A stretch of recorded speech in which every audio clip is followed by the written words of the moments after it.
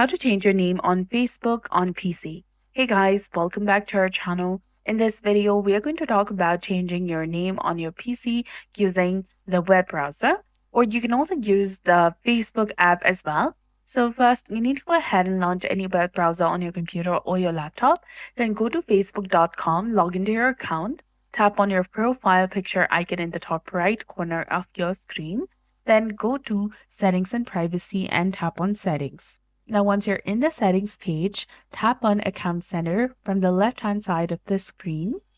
And under the Account Center, you need to go ahead and tap on your Facebook under your profile section. Now, you'll get 4 different options of name, username, profile picture, and avatar. Tap on Name. Here, you'll get your first name, your middle name, and your surname.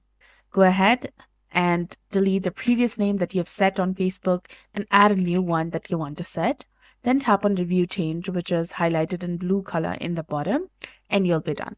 This way, you can easily change your name on Facebook on your PC or laptop. So that's it for this video. I hope you found this helpful. If you did, please like, share, and subscribe. Thanks for watching. We'll see you again in the next one.